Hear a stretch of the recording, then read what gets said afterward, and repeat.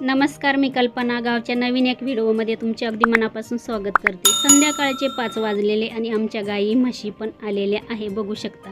इथे आमचा हा गडी आहे, त्याला माहीत होतं की मी मोबाईलमध्ये दिसणार आहे, तो मला बाय करतोय। बघा ते बघा, गावाकडचे पण मुलं पण खूप हुशार असतात। आता बऱ्याच वेळेस ना त्याला व्हिडिओमध्ये मी घेतलेले, त्याच्यामुळे त्याला माहीत होतं का आपण पण दिसणार आहे, म्हणून त्याने मला बाय केलेले। त्याच्यानंतर भरपूर असे त्याचे मित्र आहे बघा चाललेले, ते पण आहे ना बरोबरच राहतात, त्याच्या बरोबरच असतात, गावातलेच आहे, जास्त लांबचे पण नाही। बैलगाडी पण चाललेली बघू शकता। म्हणजे हा रस्ता आहे ना अगदी 2 मिनिटावरच म्हणजे गाव आहे, तिथेच हा रस्ता जातो। आता आम्ही शेतातच घर बांधलेले, त्याच्यामुळे आम्ही शेतातच राहतो। आता बघा संध्याकाळचे 6:30 वाजलेले आहे आणि दूध काढायला सुरुवात झालेली। आता ह्या बाजूला गडी बसलेला आहे, त्याचं नाव गोपाळ आहे, खूप छान मुलगा आहे तो। त्या बाजूला माझा पुतण्या बसलेला आहे दूध काढायला। रोजचं रुटीन आहे यांचं दूध काढायचं। 6:30 किंवा 7 वाजले ना तर दूध काढायला सुरुवात करतात। 5 लिटरची ही स्टीलची बादली ती बघा भरलेली। आता ती बादली ना दुसऱ्या मोठ्या बादलीमध्ये तो ओतून घेईल। हे बघा सकाळीच आहे ना, सकाळी पण आम्हाला आहे ना 5:30ला दूध काढायला सुरुवात करतो आम्ही, म्हणजे 6-6:30 पर्यंत आहे ना दूध डेअरीला गेलंच पाहिजे। आम्ही डेअरीला दूध देतो, जवळजवळ आमचं 50-1 लिटर आहे ना, 50-60 लिटर दूध रोजचं निघतं। तरी गाई अजून काही गाभण आहे, काही जणलेल्या नाही। आता इथे बघा 4-5 गाई जणलेले आहे। सर्वांचं दूध ह्या पद्धतीने काढायला लागतं। थोडंसं गरम पाणी करायचं, कोमट पाणी, त्याच्यानंतर गाईचे सड स्वच्छ धुवून घ्यायचे, नंतर दूध काढायला सुरुवात करायची। आता याच्यामध्ये ना ही गाय आहे ना, ही थोडीशी म्हणजे मारते वगैरे, त्याच्यामुळे ना तिचे पाय बांधून ठेवावे लागतात, म्हणजे कसं बादली वगैरे नाही तर दुधाची ती सांडून देते। ह्या पद्धतीने रोजचं रुटीन असतं दूध काढायचं। हे बघा आता इथे बघा संध्याकाळचं चालू आहे हे दूध काढायचं काम। आणि हे दोघं मुलांमधून एक जर कोणी नसलं तर माझी जाऊबाई दूध काढायला जाते मग, कारण का 2 माणसं लागतात दूध काढायला। आता इथे बघा संध्याकाळचं दूध किती निघालं ते पण तुम्हाला दाखवते।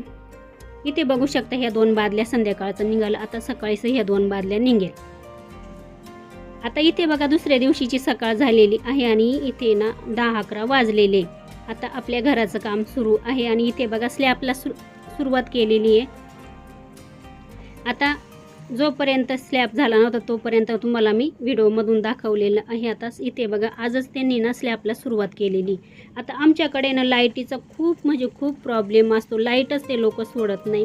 आता इथे बघा समोर दिसतोय बघा तिथं टँकर उभा केलेला आहे, कारण का तो पाण्याने भरून आणलेला आहे। ज्या वेळेस आपल्याला स्लॅब टाकायचा असतो त्यावेळेस आपल्याला पाण्याची आणि लाईटीची खूप गरज असते। आता इथे बघा त्यांना सांगितलेलं होतं की तुम्ही लाईट सोडा जरा वेळ, आमचं स्लॅबचं काम चालू आहे, त्याच्यामुळे त्यांनी लाईट सोडलेली आहे। आता इथे बघा आपलं स्लॅबचं कामासाठी ना भरपूर लोक आलेले। आता खाली हा टेम्पो दिसतो ना, नाशिकवरून हा टेम्पो पूर्ण भरून आलेला आहे माणसांनी। आता खाली पण भरपूर लोक काम करतात, वरती पण भरपूर काम करताय बघा। त्या बाजूला भेंडीच्या तिकडं आपलं जुनं घर दिसतंय। बाजूला बघा इथे ना टोमॅटो दिसते आपली, डाव्या बाजूला ही बघा इथे। आता आपल्या इथे काम चालू आहे स्लॅबचं, याच्या पुढे तुम्हाला नंतर मी दाखवेल। चला नंतर आमची इथे बघा स्लॅब झाला, जेवण वगैरे झाले आणि आता आम्ही निघालो परतीच्या प्रवासाला। आता इथे बघा रस्त्याने तुम्हाला दिसत असेल बघा हे हायस्कूलचे मुलं आहे। आता अजूनही खेड्यागावामध्ये बघा मुलं मुली पायी जात आहे शाळेमध्ये, बघू शकता भरपूर असे मुलं आम्हाला रस्त्याने भेटले होते। आता माझ्या सासरच्या तिथून मी गावामधून निघालेली, आता तुम्हाला दाखवते। मला पुढे 2 गावं लागतात, नंतर मला पुढे हायवे लागतो।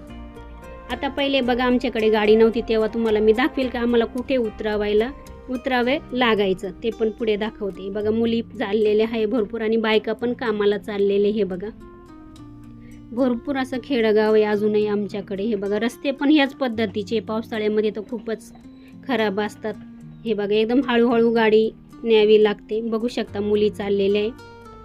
आता सकाळचे इथे आहे ना 10-10:30 वाजलेले आणि त्यांची 11ची शाळा आहे। हे बघा आता हे मुलं भरपूर चाललेले इकडनं।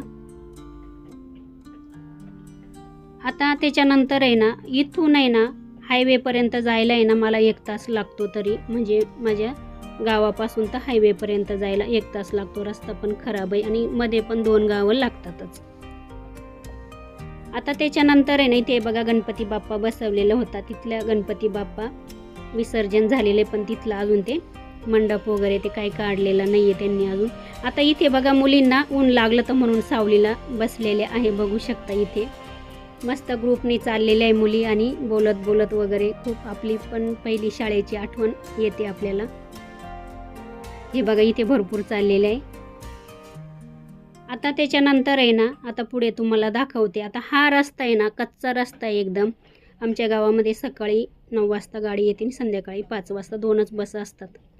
आता इथे बघा, इथून आहे ना हा पुढे आपल्याला हायवे लागणार. इथे आम्ही येऊन उतरतो. आता डाव्या साईडला गेलं का नाशिक हायवे लागतो आणि उजव्या साईडला आहे ना आपल्याला पेठ हायवे किंवा गुजरात हायवे हा लागतो. आता इथे आहे ना याला गोळशी फाटा म्हणतात. आता काहींना माहीत असेल, पण जे इकडचे आहे पेठकडचे किंवा नाशिककडचे त्यांना. आता इथे बघा आपण काय करणार आहे, डाव्या साईडला आपल्याला वळायचं आहे. म्हणजे आपल्याला आता नाशिक हायवेनं सुरुवात करायची जायला. हे बघा ही गाडी आली नाही, पेठकडून आलेली ही बघा. चला, संपूर्ण व्हिडिओ बघितल्याबद्दल तुमचे मनापासून खूप धन्यवाद.